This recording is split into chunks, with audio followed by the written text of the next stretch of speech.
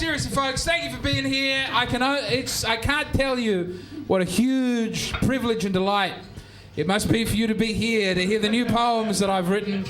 Splish Splash. I've got to read them all out so that I have recordings of me saying them to put on Instagram Reels so I can sell copies of this book. And this one, I'll read you the preface. We'll just start at the start and we'll keep going. And when the bar needs to make more money, we'll have a break. And then we'll keep going. We're filming this. The back of these heads are visible. And you. All right. Years ago, I was visited by a pale and spectral figure who offered me great fame and success in exchange for my soul. Came as something of a surprise. I had always assumed that the whole Mephistopheles at a crossroads thing was a metaphor. But here was an actual Mephistopheles offering me an actual Mephistophelian bargain. Admittedly, we weren't at a crossroads. We were indoors on a suburban street. So the crossroads part of it might still be a metaphor. But otherwise, the encounter was appallingly literal. You would do very well, he said. The financial things can be taken care of. It's very simple, very sensible, and all you have to do is fill out this form. I was saved, I believe, by two things. The first is the grace of God. The second is a profound aversion to any paperwork, even straightforward paperwork. The filling out of any form really upsets me. If it had been a handshake deal, who knows? But having to read and sign any document, be it a tenancy application, be it a timesheet, a pay slip, a contract guaranteeing fame and success, in exchange for my soul, that's just not my bag. I can't tell you how much I've been hit with in late fees just because I can't bring myself to suffer through the very minimal paperwork required to sort out having driven on a toll road. All of which is to say I have no reason to believe this book of poems will bring me fame and or success, and that on the off chance it does, anything you may hear about that fame and or success being the result of a Faustian bargain is a baseless rumour. If this book of poems does somehow shoot to the top of the bestseller list, it is only because I have been blessed with unprecedented poetical gifts. A generation has found its voice. Western civilization has at long last stumbled upon something worth doing with the English language, etc. May Satan and all his minions, all the world's bureaucrats choke on their precious impossible documents. All right, we will now begin the... I'll do it like this. Maybe I'll pick them up one at a time. I don't know the way to... What do you reckon? Could you feed these to me one at a time? All right, thank you. All right, yeah. All right, thank you. Yes. This poem is called Splish Splash. It is the name of the poetry collection, and thereby, I reckon it's pretty good. All right. I'd like a little kiss, and I'd like a little cuddle. I'd like a little pudding and a splish splash in a puddle. But more than anything, there is one thing I'm yearning for: to drive my car off of a cliff and into a deep ravine where the car explodes on impact and I die immediately. I'd also like a haircut and a sandwich and a bigger TV, but overwhelmingly it is the car death that I want. I want it every day and I've wanted it forever. But I want it slightly less than all the other things put together. That poem is called Splish Splash. Now, hold on. Next one. We need two here. Now, there are so many poems, and if you're clapping after all of them, you'll feel embarrassed when some of them are bad. So if you really feel great... First of all, thank you for coming. Should open with that. Thank you all for coming down to Ern Malley's. Isn't this a beautiful establishment? Okay, give it up for the Ern Malley's boys. That's what I'm talking about. Thank you, Stan. Thank you, Paul. And this poem is... Anyway... this will work. This will be all right. This will be good. I think we're going to get to the end. I think we're going to have a good time. All right. I think I'd like to go to the nation of Japan. Not as a big white tourist, but as a little Japanese man who has grown up in Japan and who is biologically Japanese, who resents his Japanese life and acquaintances and desperately wants to leave the country. I yearn to ride on a bullet train that means absolutely nothing to me. except that it's the easiest way of getting from point A to point B, where point A is a wretched office job and point B is the singing of a snappy karaoke song. And partaking in upskirt photography is only dimly perceived as being sick and wrong, as though upskirt photography were a visual apple pie, made with mushrooms and not apples, nuclear mushrooms in the sky. Oh, to be a Japanese in a nation I find disenchanting. Oh, to be a Japanese with fear and hate and understanding. Oh, to be a Japanese and carry all the nation's hurt. Oh, to see it Japanese style, from the inside, up the skirt. Yeah! Yeah, so that was a good, I think that was a perfect level of applause. This one's called The Dream. The American Dream. Ah, are you familiar with dreams? Nice. The American dream is that with hard work and a good attitude, everybody can become a success. The Australian dream is that even lazy and unpleasant people should be allowed to own a modest suburban home. The British dream does not exist. In Britain, dreams are illegal. All right, next one. This one's called The Great British Bake-Off. Have you seen The Great British Bake-Off? Yeah. Wow, okay. I mean, but everyone is sort of vaguely aware what that show... Yeah. Television. That sort of... Bake-Off. They bake. Have I got a lot of stuff on my moustache? It is being filmed. These will be, can you feel the power of these reels already? Potentially even TikToks.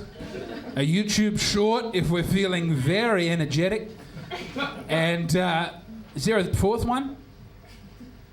Nah, seriously, folks, it's great to be here. I might even drop a couple of new gags.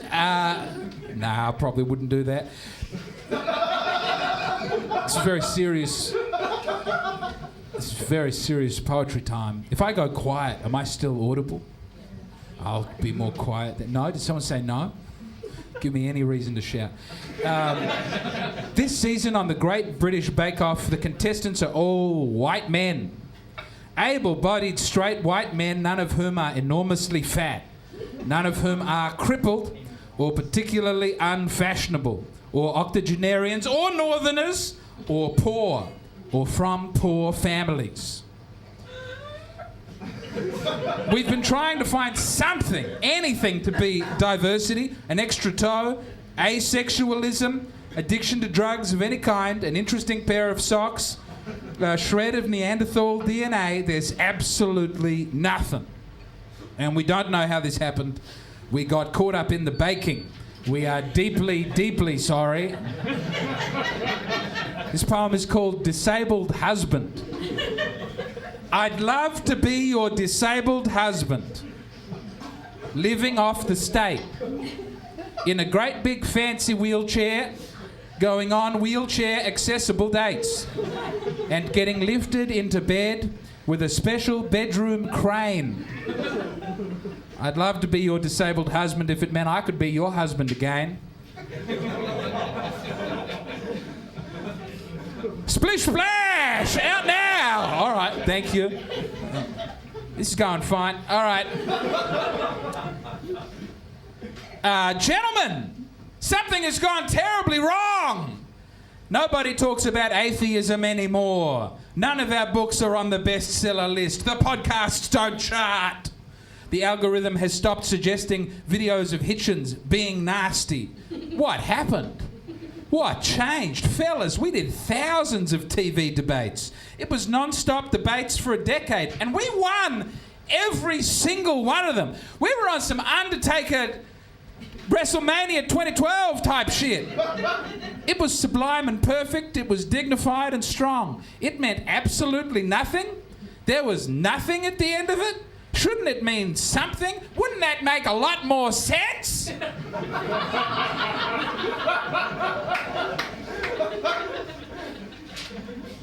Maybe 1 in 4 poems we could all clap, so I feel better about... No, it's fine. Don't feel you don't have to. I'm not saying don't clap. I'm saying don't stand on, don't be like, whoa, I have to clap even though that disabled husband poem was pretty unpleasant. This one's called Illuminati. Ah, the Illuminati are onto me. I was about to tell all their secrets. Nah, seriously, folks. If the Illuminati exists, why haven't they given me a call? Why won't they even give me an opportunity to do their bidding? I'm not so strong a character to be immune from their temptations. In fact, I bet I could successfully get tempted for pennies on the dollar. Keep your freaky sexual entanglements, presumed Illuminati.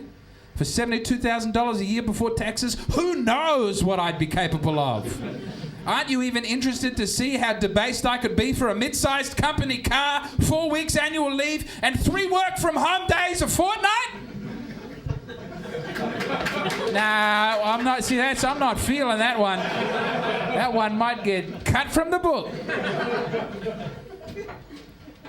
A great artist could go outside only once, could see a single apple, go inside again and produce an entire octopus. I was trying to write opus, but then it auto-corrected to octopus, and I decided that was a stronger poem. This one's about tennis. You like tennis? Yeah. How good's tennis? Wow. I mean, top game. I'm not much for tennis. Anyway, this one is called Free. Do you know that quote about free verse poetry is like playing tennis with the net down? Do you know that? Yeah, someone said that. And free verse poetry is like playing tennis with the net down. Anyway. Does anyone know who said that?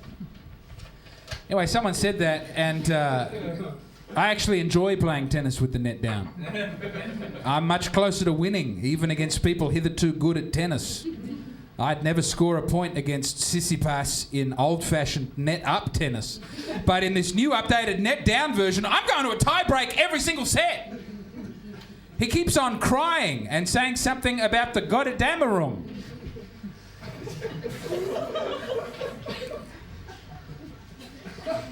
Do you know who The Rock is?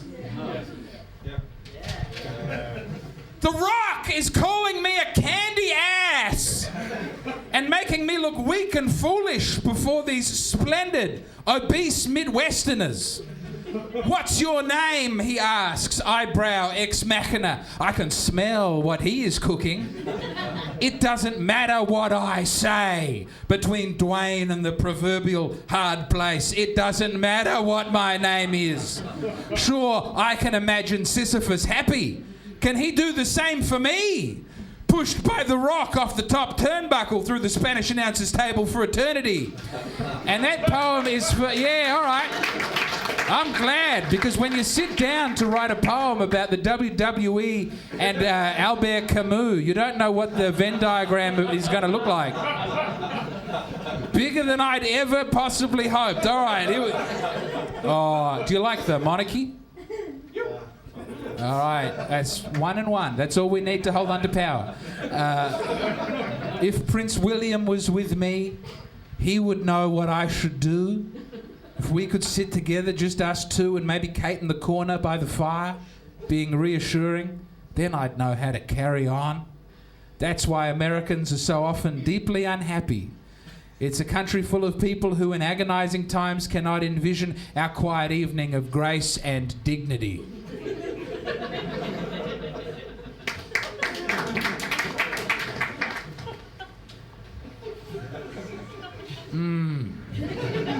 That's what poetry's all about. Oh, anyone from Bangladesh? This one might be a bit awkward then. Oh, Bangladesh! How is it that you have so many people? So very many people in your itty-bitty country. Thank you. Thank you. We're selling books of poems afterwards on the desk there. There's also a brick for sale. I signed a brick. It's my worst selling piece of merchandise. We'll sell the brick for... That's the brick. Stan's got the brick. It's a good brick. It's actually worth way less for having been signed. $10. $10. It feels weird reading the poems. You know what I mean? Like in stand-up, I just get to talk to people and cut loose and really live in the now. And I'd be doing crowd work and, you know, like what's your name, sir? Adrian. Top quality name. Adrian, what do you do? I'm a social worker. Social worker? How long you been doing that for? Few years. Man, that guy must be fucked up. Anyway, that's... I could do this all... I could do it all day. Hey, buddy, what do you do? Disability support worker. Disability support worker? How long you been doing that for? Man, that guy must be broken. You know, it's just that sort of thing for... What do you do, mate? Painter? How long you been painting for? Yeah, Well, big house. All right.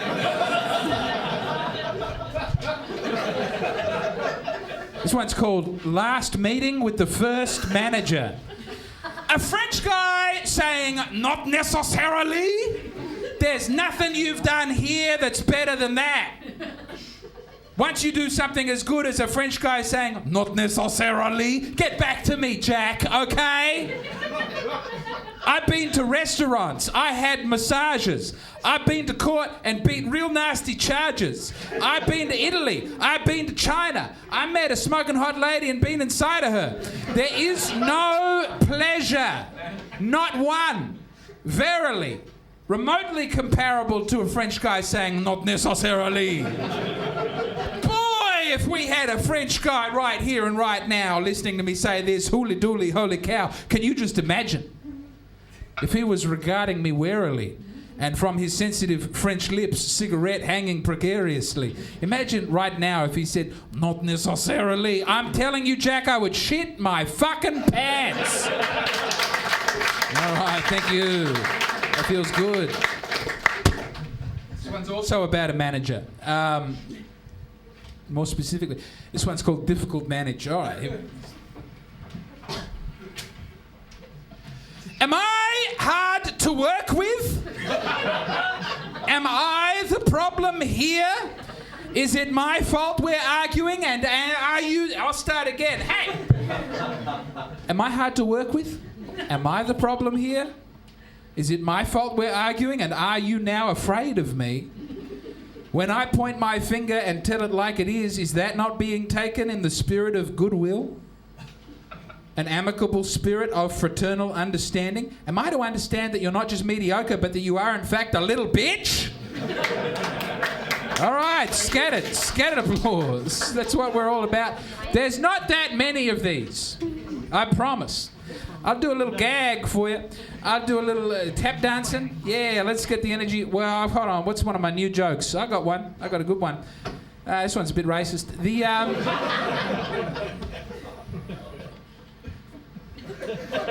Yeah, why not? All right. But which of the many racist jokes I've got would I like to recount? None of them are. They're all full of love. It's I was in New Zealand. And the white people there, they're referred to as Pakeha. Does anyone know this? Yes. Great. Pakeha, that's the Maori word, and I'm saying that correctly. It's very hard to say Maori, and unless you are married to a woman who... Pakeha! Anyway, it's beautiful that white people would call themselves the First Nations word for themselves. What a beautiful... You know what I'm saying? It's like a reflection that brings people... together, that white people call themselves Pakeha. Wow. Anyway, in Australia, I've started referring to myself as a white dog. Now, the important thing... No, it was... all right. This one's called Stylish Hispanic. I saw a stylish Hispanic lad almost bowl a perfect game. He wasn't taking it especially seriously. There was much dancing, and it was neon disco bowling night. And I don't think he'd bowled all that much in the past. He seemed surprised by how well it was going. It was as good a thing as I have ever seen. I showed up at the bowling alley bright and early the next morning. No neon, no disco, no merriment at all. Just lots of fat children in what appeared to be a bowling league for very fat children indeed. I bowled alone. I bowled 58. I blew out my elbow. It continues to hurt. A tyre that doesn't go flat. A phone that does not die. A piece of ice cream that remains cold next to perpetually hot pie. Thank God for the summertime, God for the springtime, God for the autumn time too. And while I don't understand it myself, if wintertime is necessary, then who am I to judge you? These aren't all laughy poems. Some of them are just going to sit with you and do nothing. This is yeah, all right. This one's true. A woman who was heartbroken asked if I'd ever written a poem about heartbreak to help her, but that sort of thing is not my bag. Just realised I also put "not my bag" in the preface. That might be too many uses of "not my bag." Can't tell you the amount of times I had to Control F for the word beautiful and take that out of this collection of poems. I find it's a very powerful word, and it was every poem. Which is not really poetry at that point. That's just anyway. So that thing is not my bag. So I sent her one Rossetti wrote. I think it's about a kind of tree. I don't read or enjoy poetry. And I've only been heartbroken once. It went on for about 3 months. I got into Russian novels and going for long walks. I'd walk across suburbia for hours at a time, looking at little statues, little fences, little vines, little columns from Greek or ex-Greek houses, and little strips of shops.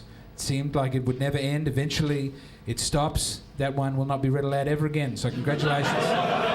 This is a strong poem. This one's a strong... Man. I'm so excited. If you're joining us just now, if you have just woken up, we have reason to believe last night you had a beautiful dream. It featured an aquatic creature with a tremendously long mouth. Everybody had that dream. Everybody, everywhere. In Fiji and New Zealand, where they've been awake for hours, early reports would indicate it was a Yangtze River dolphin. The goddess of the Yangtze River. That's what it's called in China. No word from China yet, and we'll let you know when they wake up. If you had a different dream last night, we'd love to hear from you. Please call the number on your screen. If you did not meet the dolphin, shortly we'll be speaking to our resident sleep expert and every marine biologist we can get our hands on. But a warning now! Some of the pictures we're about to show you are distressing. This is just some of the footage coming out of North and South America. Millions of people there have heard about the dream oncoming and taken to the streets. They are refusing to go to sleep. Cafes are being looted and aquariums smashed in. They're going to feel quite silly once the beautiful dolphin dream begins. One of the very few times I allowed myself to use the word beautiful in this book of poems. I can't tell you the discipline. Yeah, I'll take it. Wow. Pussy mysterious. Pussy too frightening. I play by the Mike Pence rules. What sort of man can be friends with a woman? I'll tell you what sort of man, a gay man. And I haven't been a gay man for some time. Splish Splash, out now! All right, it's not. Thank you. I think really appreciate it. Boy, oh boy, oh boy, oh boy. Oh yeah, this one's another. Verily, the penis is a place of weeping and of death, and gnashing teeth until there's very little penis left.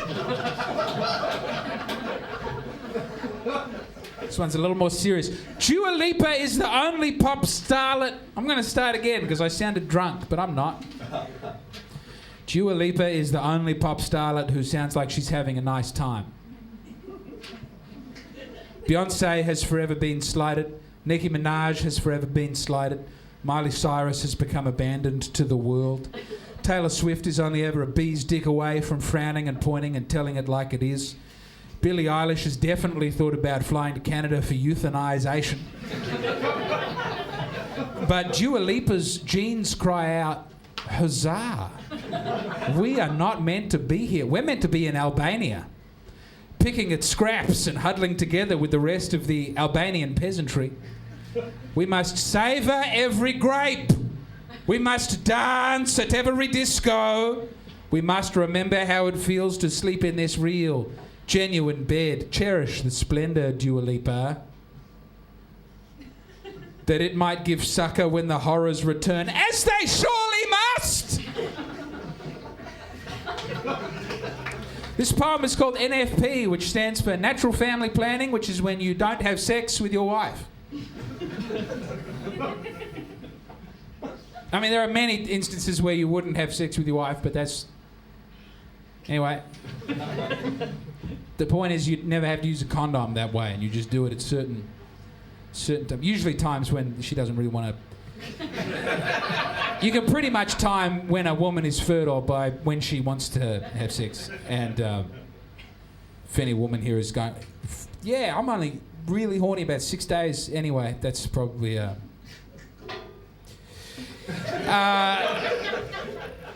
Also, Mosgiel is a city. I'm looking to Stan, who's from New Zealand. Mosgiel is in New Zealand, because that's where I was.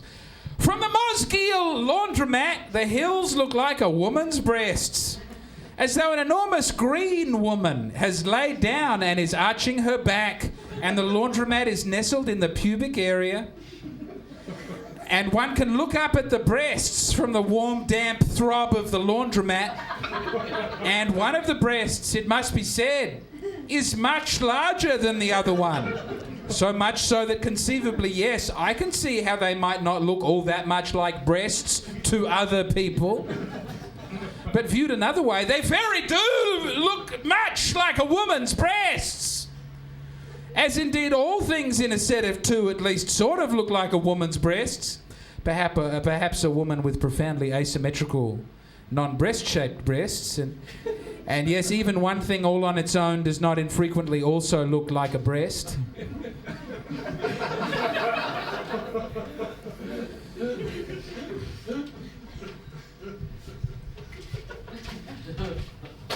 Skinny little marijuana woman! Big fat nicotine man! 95-year-old trans with a bottle in hand and an itty-bitty child doing heroin. God help, God bless America. God help, God bless every other place too, and Coke and coffee and hot water bottles and the virtue that lives inside of you. Next poem. Let's just push on through. Oh, gee. Okay. This poem is called First Time Mum. The tests are coming. Anyone here got kids? Yeah. How old are your kids? 3? Small kids!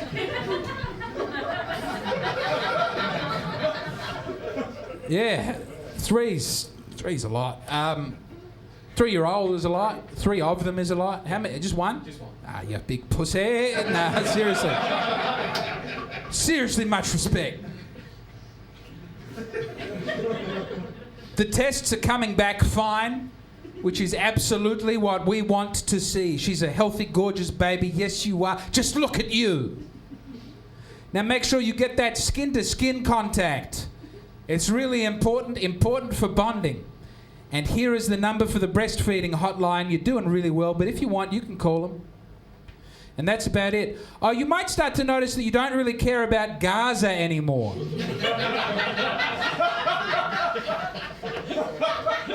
We've been seeing that a lot with the first-time mums. All right. Here's another one about mums. Beautiful young mums at the Science Museum. Gee, I'd like to see them with a good night's sleep and the respect they deserve.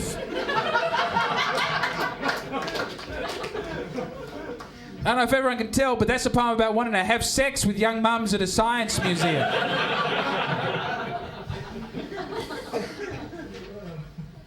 Life is full of suffering, like when you buy overalls for your children and the overalls are in the dryer and you're trying to go to sleep, but it sounds like there's 1,000,000 fucking coins in the dryer. There are other kinds of suffering as well, I suppose, like when you drink 2 big spicy margaritas on a very hot day, and then when you're trying to sleep, your tummy feels weird. You know, suffering.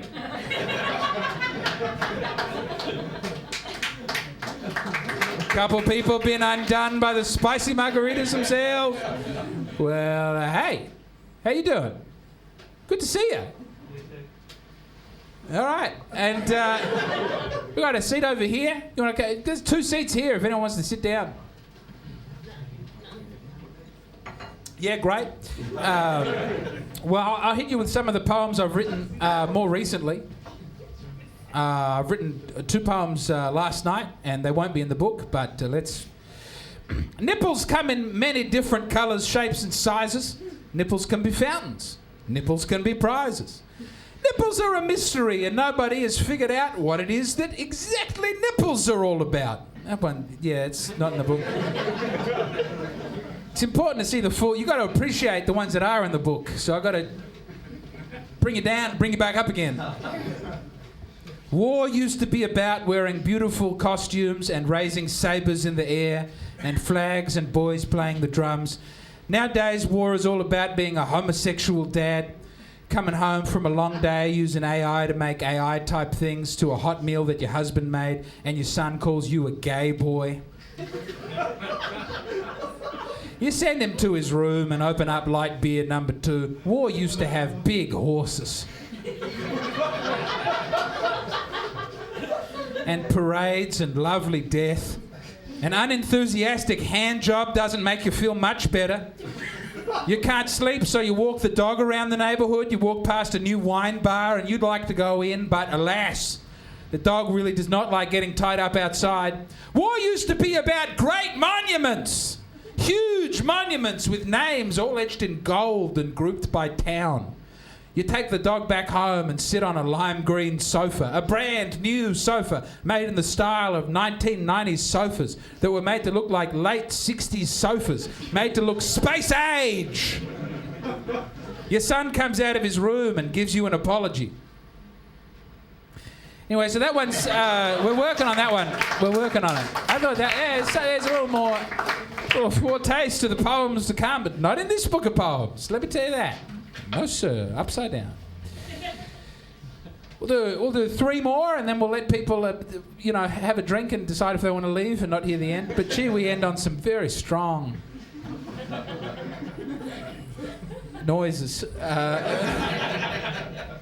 This one's called Freedom. Does anyone know what freedom is? Isn't that always so beautiful? Anyway. Freedom is an attitude. Freedom is a game. Freedom is a big red stamp and putting respect on your name. If you ever actually saw freedom, you would have a heart attack, and freedom would come to caress your corpse and kiss your dead neck and dead back. Freedom is an albatross. Freedom is a goose. They want you to think that freedom is an eagle, and maybe it is, fast and loose, sweet compatriot. Freedom is a magical number. Freedom is a knife in your hand. Freedom is jumping from a tall, tall building without a safe cushion upon which to land. For the man who has freedom is in terrible danger, and the man without freedom is already dead. And the man without... fuck, now do we have to start all over again? No, we'll just change the angle and edit the audio together. Freedom is jumping from a tall, tall building without a safe place upon which to land. For the man who has freedom is in terrible danger, and the man without freedom is already dead, and the man with a fraction of freedom is both, and the man who doesn't care is retarded. Do you value your freedom, amigo? Can you see it up there on the hill? Would you like to go see it? Old sport, mon ami, do its vast freedom titties excite you? Suckle upon freedom, suckle harder. And keep on the suckling until freedom takes its most untimely leave just before you have sucked up your fill of its tit cream. And you're all so alone in your shackles, wearing nothing but nothing at all. And so where did your precious freedom get you? And to whom, if not freedom, shall you call? Fucking think about it! No, all right, that's very gracious. Here's a...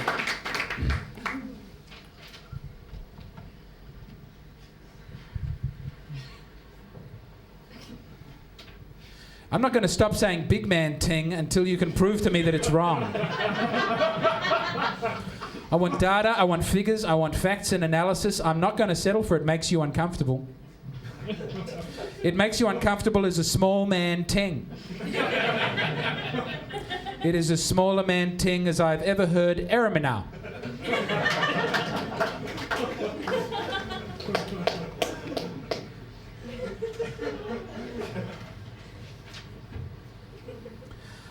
I think I remember that Wi-Fi was free for both flights domestic and overseas. Now you have to pay something like $8. Am I right? What's going on with that?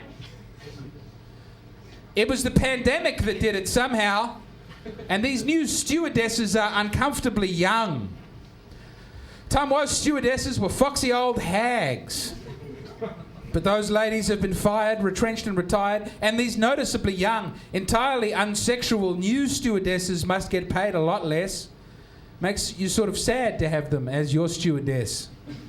How did all that come from a Chinese disease? I'd like to look it up, but the Wi-Fi is not free. Let's have one more. Let's have one more. Let's have one more. Let's have one more. How many more have we got to go, Margot? I mean, we may as well. Can we just blast on through to the end and then I'll do something after the break? Yeah. All right, great. We'll just finish it because I'm clearly in some sort of zone. This poem, I write this poem and I sent it to a friend who runs a literary magazine along with a bunch of... No, I didn't even... I sent it like a manuscript years ago. And then I sent him all these poems and I said, you can publish these in your magazine. He went, I don't want any of them. I want this this one from years ago. And it got in the magazine and it's no good. So I fixed it. And if you get Agony Volume 3, there's a version of this that's way worse. But I'm not saying this one's great, but I tried harder at it. Not that that's always a sign of something being better. You're all very patient and very kind. Does this work without the jacket? Yeah. I don't know. No. Do you think I should put the jacket back on? Yes. Who said yes? Who said yes? Who said yes? Nicole? I trust Nicole. Thanks. You just take the shirt off. No.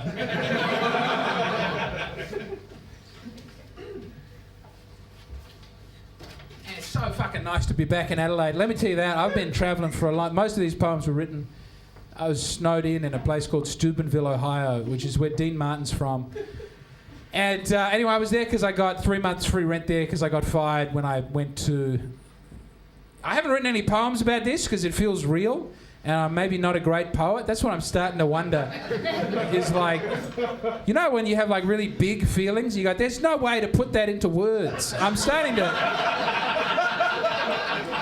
Like, I'm starting to think that might be the job. I'm starting to think that might be what poetry is for, instead of like having a small feeling and go, I can definitely manage that one. So I've got nothing to say about it except that it was a very strange and beautiful time. Has anyone played chess? Yeah. Yeah? Oh, a couple of... All right, this poem's about chess. Very important that the people who know about chess like this poem. Nothing's really important. No, a lot of things are important. That's another thing about poetry is you've got to figure out what's important and what's not important, and I'm not heaps great at that. Thank you for coming. I shouldn't just talk about how bad I am at poetry. I read somewhere that the church banned chess, which is crazy, unless you've ever really played chess, in which case, obviously, chess is pornography. Yeah, the chess boy likes it. It's fantasy for pleasure, and we should get rid of it. In chess, there are rules, and you know what they are, and you can think out a plan and understand what is possible, and you know what winning would look like. When is life ever like that? When does it start out even Steven and submit to sage analysis? Life's nothing like chess. Life's nothing like checkers. Life's nothing like tic-tac-toe or Connect Four. Life is throwing 2 dice against the wall and drinking a 40. Life is backgammon in a weird Turkish room full of Turks. Life's 8-ball. Life's horse racing, dog racing, and the claw machine. Life's darts, and you're throwing darts into the wall, and it's very embarrassing, and you just keep on doing it. And people are watching. Pretty girls are watching. And you regret that you never grew up with a dartboard.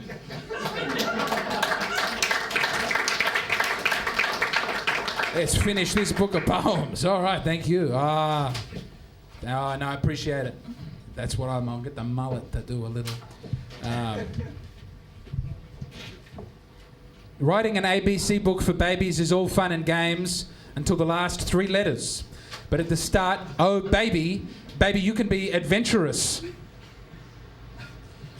Brave, courageous, different, exciting, flamboyant, gregarious, having infinite jest constantly. I've written constantly with a K.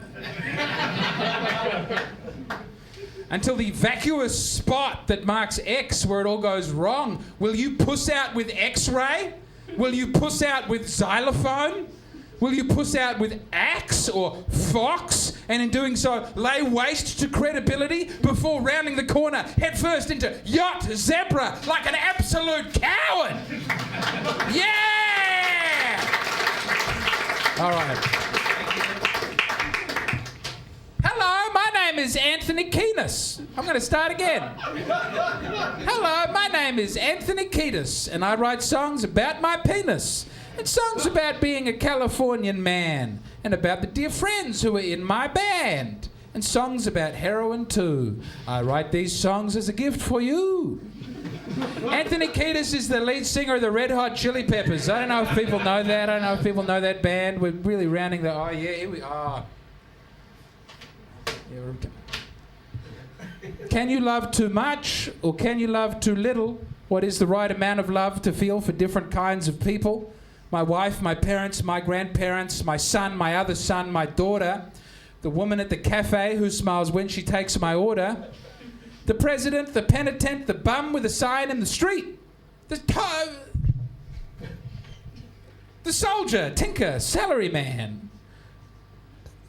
the mango farmer, sweet, juicy mango farm employees, whom I have never met, Cambodian mass graves. Giving up on that poem.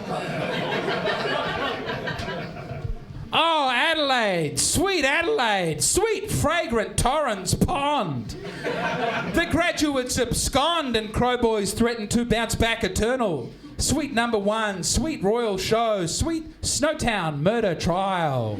Sweet premiere, everyone's uncle calls a homosexual pedophile.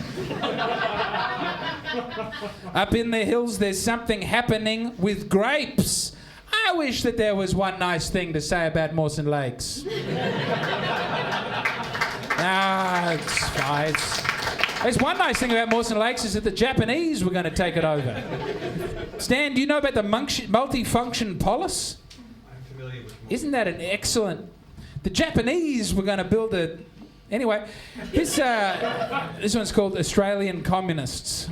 I miss Australian communists with angry little faces, selling badges and newspapers at events and public places.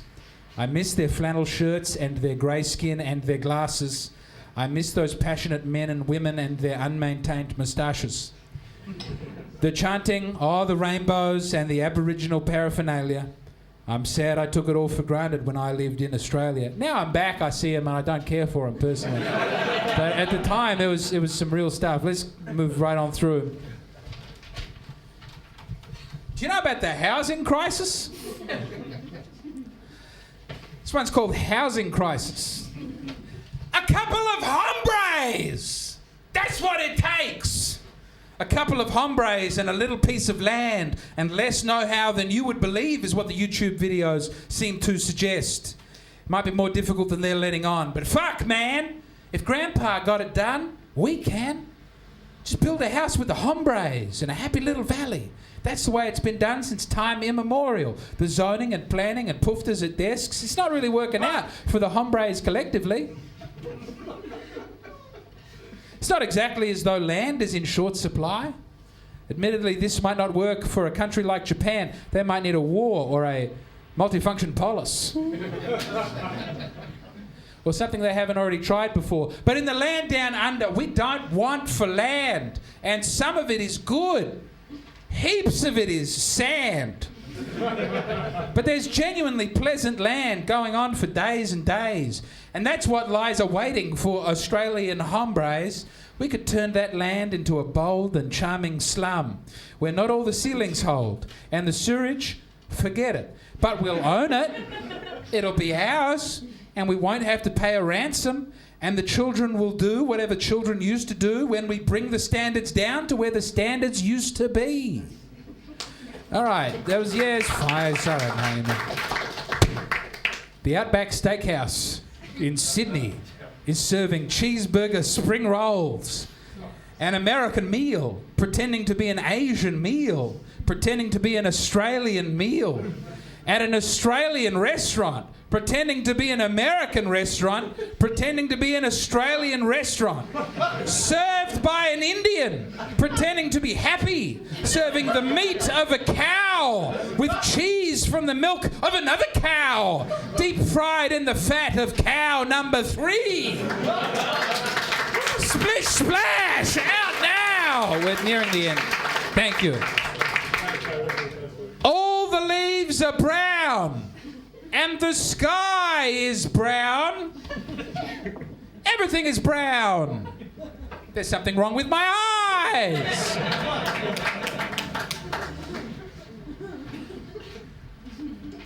Let me tell you about nice warm legs. Let me tell you about being in America. Let me tell you about Rocky IV, where he hits the guy who killed his friend. Let me tell you about nice warm legs. You've got to keep your legs nice and warm. If your legs get cold, then mercy me, it's a punishing slog to get the legs warm again. Rocky IV is an excellent movie about standing up for amazing America. Rocky made his legs extremely cold, and that's the price he paid for nationalism. Do the kids today have what it takes to fight for a country of nice warm legs? Even if that means suffering through some of the coldest legs we have ever imagined. Really, that's more of a Rocky V question. November is the time for a US election. And sometimes it snows on the voting day. That's the number one way that legs get cold. And the candidates are very old. But which of the nominees do you trust? To be like Rocky. To be like Rocky. To be like Rocky and suffer on through cold legs with a deep blue hue. America! America! Rocky IV! Warm legs! Next one. No, don't even bother about it. Here we go. What would your life... This is from my friend Sam McDonough. All right, it's called McDonough. It's a bit niche for a book of poems. Could have just put it in a birthday card. What would your life have been like had you gone to New York City, drowning in sad arts degree, slam poetry, vagina? Would you still be a lawyer, or would you have gotten AIDS? It's not easy getting AIDS as a heterosexual man, but I reckon you'd have managed it had you gone to New York City. You would have done too well there, like a light bulb at hubristic voltage. But New York is more than women turned on by the reading of heavy books. Fuck, man, you at the Symphony, Carnegie Hall and all that shit, that Annie Hall Manhattan shit, and human shit out in the street. My friend, thank God you never went. Thank God God kept it from you. Thank God they never got their nasty, bookish, AIDSy hands upon you.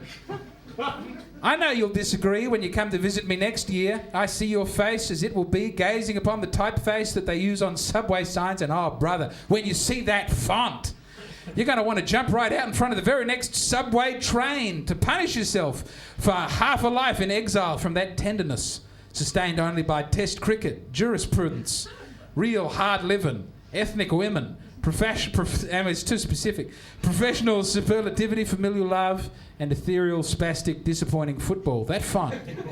You're going to absolutely love it. I dream about that day. Let's get to the very end. Oh yeah, now we get to two very, very strong attempts at poetry. I really appreciate. Thank you for coming out. It's so hot in this jacket, Nicole, and you are a magnificent automobile, moving at high speed with the power to change course, but that power is illusory because at the rate you're going, turning the wheel would result in death.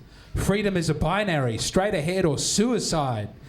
I guess the third choice is to slow right down, but that would be a pussy move.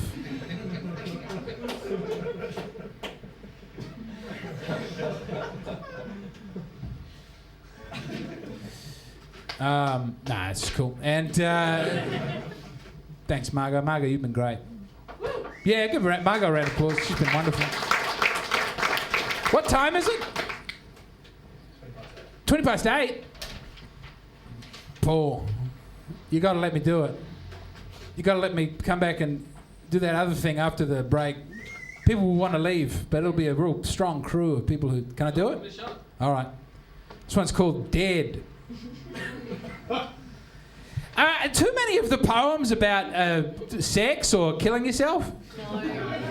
Oh, we need a couple more. All right.